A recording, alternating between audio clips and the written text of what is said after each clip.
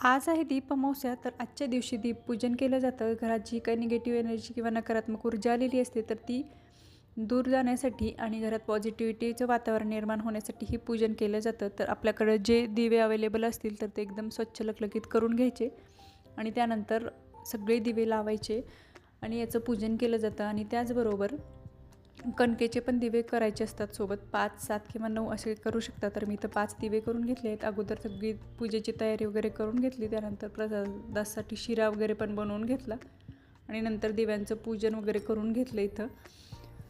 आणि त्यानंतर हे जे दिवे आहेत कणकेचे बनवलेले तर याने ओवाळून घ्यायचं असतं आणि नंतर आपल्या घरात जे काही लहान मुलं वगैरे असतं तर त्यांनाही त्या दिव्याने ओवाळायचं असतं. म्हणजे त्यांना लागलेली दृष्ट वगैरे निघून जाते आणि त्यांच्यातली निगेटिव्ह एनर्जी वगैरे निघून जाते, म्हणून हे पूजन केलं जातं. तर अशी काही मी पूजा केली होती. आणि त्यानंतर मग मला नानकटाईची ऑर्डर पण होती तर ती पण मी करायला इकडं ठेवली होती आणि गार झाल्यानंतर मग डब्यात भरून ठेवली आणि पॅक करून दिली. तर माझी पूजा तुम्हाला कशी वाटली ते मग कमेंटमध्ये नक्की कळवा आणि नानकटाई पण कशी झाली आहे ते कमेंटमध्ये नक्की कळवा. व्हिडिओ आवडला असेल तर लाईक, शेअर आणि सबस्क्राईब करायला विसरू नका. बाय.